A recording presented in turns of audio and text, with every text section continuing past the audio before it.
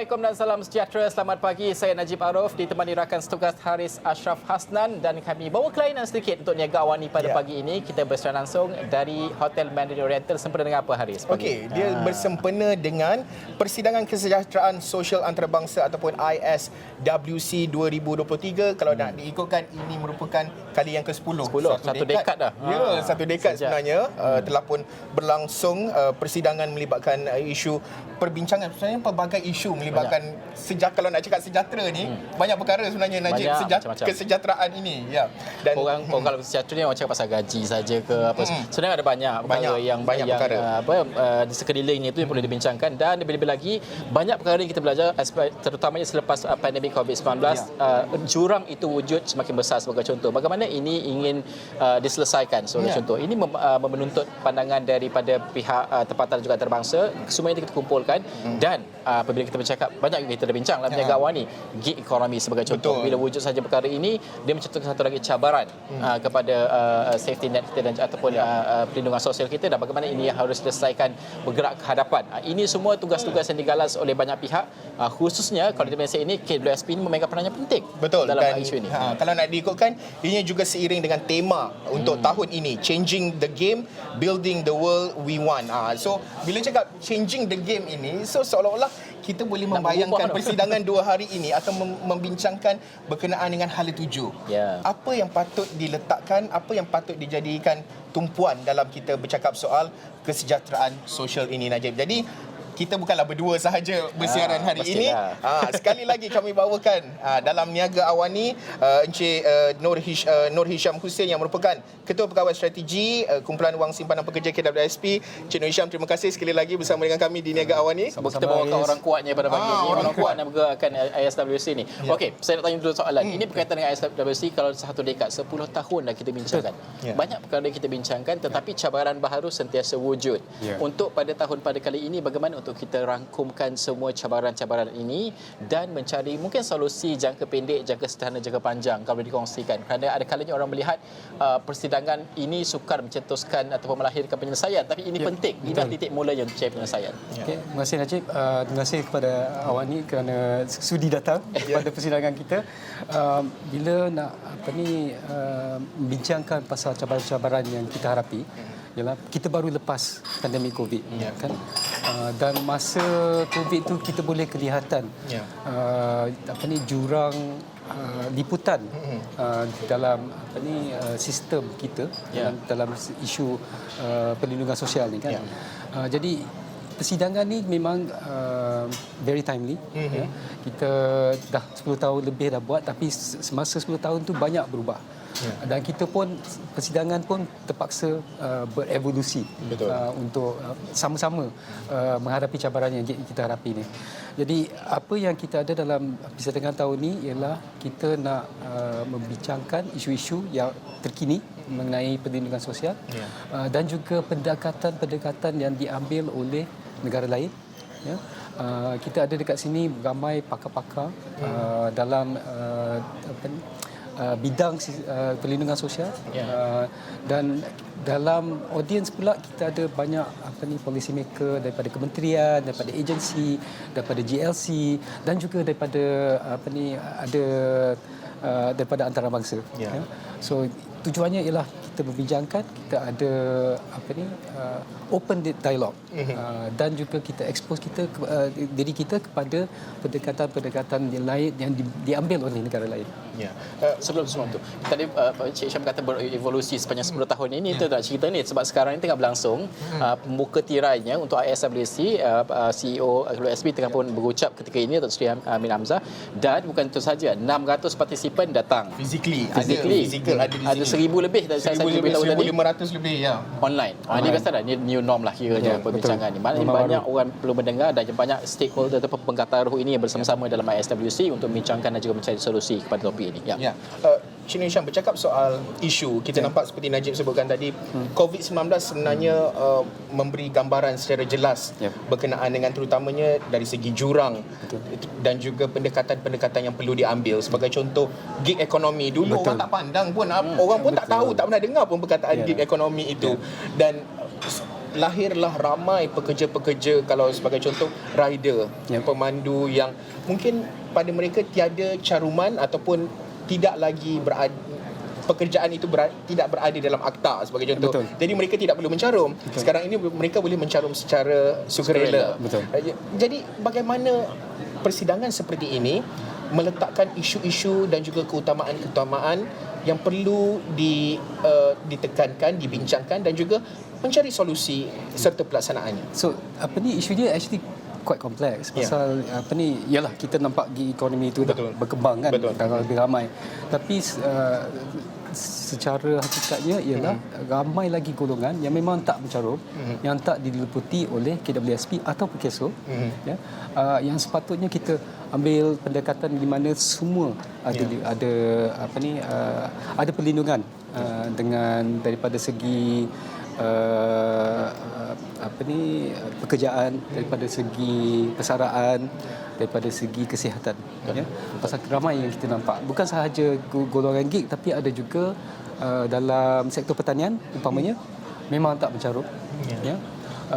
Sektor informal ramai lagi yang freelancer lah apa semua, dan juga ada yang buat bisnes sendiri.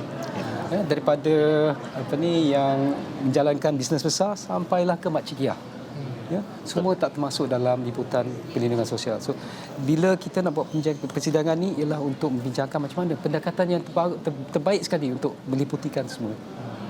Macam influencer jugalah. Semua tak masuk. Producer kita Nabila pun influencer, tapi dia mencarum. Dia mencarum isu tu. Betul. Penting. Okey, orang melihat peranan KWSP sebab ini adalah peranan holistik, bukan sahaja KWSP saja terletak di bahu KWSP, memerlukan banyak perubahan polisi, itu memerlukan banyak pihak sudah pasti. Tapi KWSP ini forefront dalam usaha ini. Bagaimana untuk melihat peranan KWSP, kerana cabaran yang dihadapi oleh KWSP begitu besar ketika pandemik sebagai contoh kan, mungkin aspek pengeluaran dan sebagainya, kemudian untuk pulih kembali in that sense lah kalau kita katakan ini cabaran-cabaran yang dihadapi oleh KWSP yang mungkin pada pandangan masyarakat berbeza perspektif mereka, tetapi mandat yang ada pada KWSP itu begitu besar dan juga berat, perlu dilaksanakan segera, mencari solusi. Bagaimana untuk ini juga diterapkan dalam SWC dan juga bagaimana ini harus disampaikan pemahaman itu kepada orang ramai. So dalam persidangan ini kita ada 20 lebih pakar-pakar perlindungan sosial, daripada Tan Sri Jamila, Profesor Jomo, Profesor Ian Golding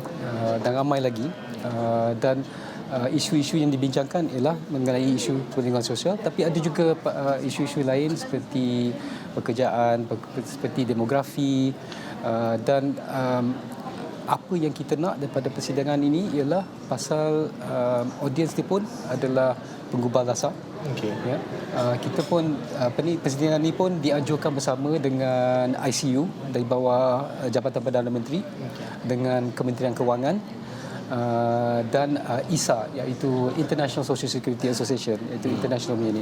So daripada penganjuran daripada persidangan ini, kita mengharapkan ada keluar resolusi atau buah fikiran untuk penggubal dasar untuk mengambil pendekatan baru. Pasal kita tak boleh buat benda yang sama. Kita tak boleh sebelum Covid ni benda tu memang kita rasa tak memenuhi dia punya objektif kan. So dengan persidangan ni kita harap kita dapat pendekatan baru. Itu temanya game changing tu. Itu dalam menentukan hala tuju dan juga pendekatan yang baru itu, adakah kita boleh menjangkakan dalam perubahan sebagai contoh macam pindaan kepada akta ataupun apa yang mungkinlah jangkaan-jangkaan yang kita boleh jangkakan lah. Sedikitlah hint sikit. Saya boleh berharap, saya tak boleh tentukan. Tapi dia memerlukan perkara itu, sebenarnya memerlukan. Itu saya kata tadi, dia holistik, semua pihak perlu terlibat dan sebagainya. Tapi paling menarik juga sebab speaker ni bukan sahaja tempatan, antarabangsa juga ada. Sudah pasti kita nak mempelajari ataupun juga menjadi contoh satu bentuk amalan terbaik. Kan bagaimana untuk kita, apa yang kita sudah laksanakan, apa yang boleh kita tambah baik di peringkat antarabangsa. Bagaimana amalan terbaik ini akan diterapkan dan juga boleh kita ambil, emulate mungkin, ataupun kita punya amalan terbaik juga boleh emulate. Boleh, saya rasa itulah tujuan persidangan macam ni. So kita boleh berbincang. Kita boleh network, kita boleh berbincang sama sendiri. Tapi sebenarnya apa-apa pendekatan yang kita ambil kena dibuat dalam konteks Malaysia. Acuan Malaysia. Betul. Jadi tak semestinya kita ambil bulat-bulat daripada negara lain kita boleh buat dekat sini. Lagi satu saya nak tekankan, apa-apa perubahan yang perlu dibuat, kita kena ada dialog dengan ahli KWSP, kita kena dengan masyarakat Malaysia seluruhnya. Mengubah dasar ni bukan senang. Jadi dia kena ada, saya nak katakan nanti actually ada sesi sekejap lagi pasal social contract. Okey. So apa-apa perubahan ya, betul. so sebenarnya apa-apa yang kita buat actually adalah perubahan kepada social contract di antara kerajaan dengan rakyat jelata. Jadi apa-apa perubahan yang kita buat mesti ada persetujuan daripada rakyat. Bercakap soal peranan lah di peringkat KWSP, mungkin bagaimana peranan KWSP dalam, kita bercakap tadi pasal jurang dan juga perlindungan, mungkin dari segi perspektif lah di peringkat KWSP sendiri sebagai dana persaraan negara ini, bagaimana bentuk peranannya dan juga nak mengecilkan jurang itu? Okay, so actually sebenarnya hari kedua ni kita berkaitan YAB Perdana Menteri akan datang membuat ucap pertama. Dia juga akan melancarkan aplikasi kita yang baru. Okay. Pada masa sekarang kita ada iAccount, tapi kita dah menambah baik, dan ini memang canggih lah app dia. So macam-macam boleh buat. Lebih daripada Elia lah ni. Elia adalah spokesperson kita. Okay. Jadi ini aplikasi itu memang ada banyak perubahan. Okay. Dan dah ditambah baik. Dan insya-Allah dia akan menjadi layer of integration dengan kita, dengan ahli kita lah. Dan kita pun ada banyak-banyak lagi inisiatif yang kita buat, terutamanya kepada sektor informal, kepada gig worker. Kita ada menambahkan produk-produk kita yang lebih senang untuk orang mencarum. Banyak-banyak channel lagi. InsyaAllah kita tak lama lagi kita boleh ambil debit card. Dulu tak boleh. Dulu kena buat bank transfer saja. Jadi apa-apa yang kita boleh menyenangkan untuk orang mencarum, kita akan buat. Lagi satu pasal mandat kita tengah review. Dan insyaAllah dalam 2-3 tahun lagi akan ada pengubahan akta kita supaya liputan tu boleh diperluaskan. Bukan sahaja dalam pekerja lah, maksudnya sekarang ini kalau kita menyebut nama KWSP itu sendiri pun pekerja kan. So simpanan pekerja. Mungkin selepas ini peranannya itu mungkin lebih besar. Mungkin saya tak tahulah. Mungkin kita kata kumpulan wang simpanan persaraan. Mungkin juga. Itu satu perkara yang sebenarnya memerlukan pendekatan yang holistik lah, seperti yang disebutkan oleh Cik Hisham sendiri. Ya.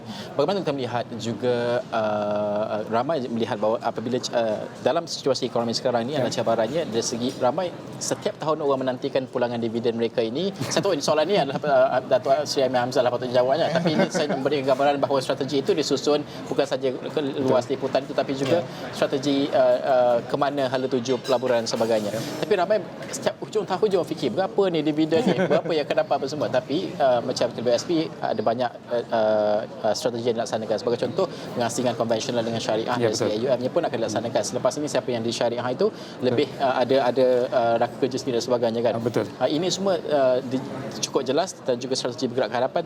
Tapi bagaimana kalau boleh kita kaitkan juga dengan cabaran ekonomi semasa ini? Adakah ini cabaran yang dua cabaran yang berbeza dan juga tahap kesukarannya kalau boleh dikongsikan supaya kita nak beri kefahaman orang ramai bahawa ini yang sedang kita perjuangkan. Okey. So pendekatan yang kita gunakan untuk pelaburan ialah berdasarkan kepada apa yang kita panggil alokasi aset strategik.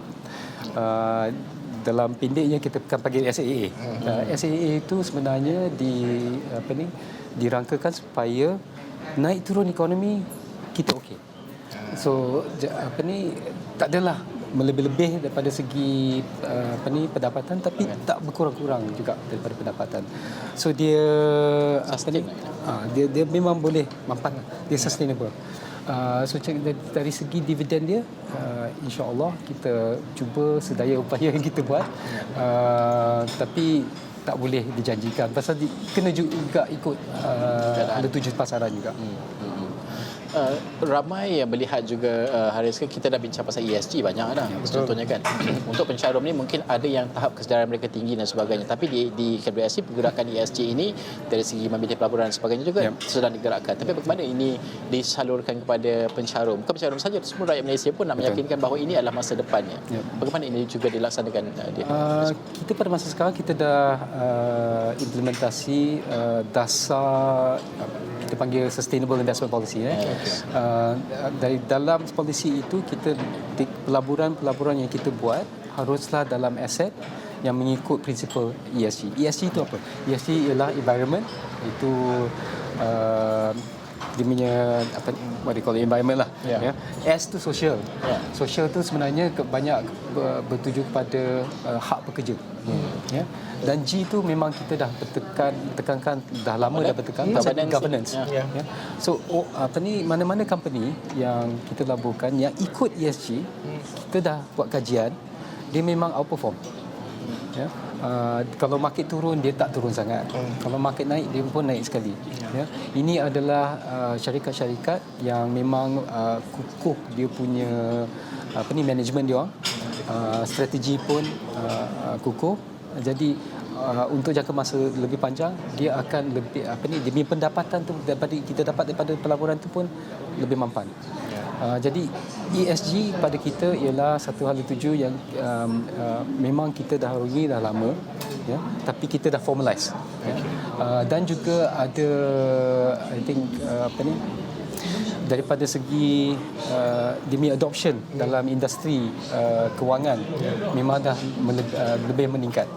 Jadi kita pun nak, satunya ialah kita nak ikut apa yang best practice, dan juga kita hendak mengesyorkan bahawa industri pelaburan dekat Malaysia juga setanding dengan industri dekat antarabangsa. Cik Hisham, kalau kita bercakap soal cabaran semasa pada ketika inilah, kita nampak faktor luaran dengan keadaan ekonomi, geopolitiknya. Di sebalik cabaran-cabaran ini, sudah tentu akan ada macam orang sebut juga peluang lah. So peluang yang boleh kita garap dan boleh kita grab, kita capai peluang-peluang yang ada itu. Apa bentuk peluang-peluang yang ada, terutama kalau kita meneliti dalam soal perubahan dari segi, kalau kita cakap struktur pekerjaan pun berubah, mobility sosial, kita cakap juga pasal mental health, kesihatan mental juga. Ini semua melibatkan kesejahteraan terutama pekerja di Malaysia ini. Apa bentuk peluang yang boleh kita capai? So pada masa sekarang kita ada unit baru dekat KWSP di mana dia meneliti dan membuat kajian ke atas sektor-sektor yang strategik yang kita jangkakan akan lebih penting dalam masa depan. So memang dari segi yang cabaran-cabaran yang jangka masa pendek, so ada peluang tu semua, kita memang ada perbincangan tiap-tiap minggu. So memang ada what we call investment committee, tiap-tiap minggu kita ada meeting.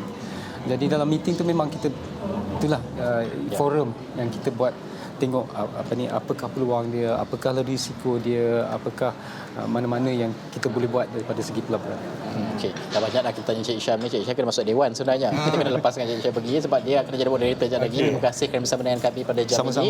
InsyaAllah sepanjang 2 hari ini Astro One akan membawakan, dan juga kami rangkumkan di laman web kami astroone.com, dan juga boleh pergi website SWC juga, ada perincian dan sebagainya. Terima kasih Cik Hisham kerana bersama kami. Baik, kita berhenti seketika. Selepas ini kita kembali, kita bincangkan sikit apakah realiti sebenar keadaan social well-being pada ketika ini dalam social protection, sebelum kita bawakan dalam aspek yang lain siapa tetamu seterusnya selepas ini. Nantikan. Terima kasih Cik Hisham.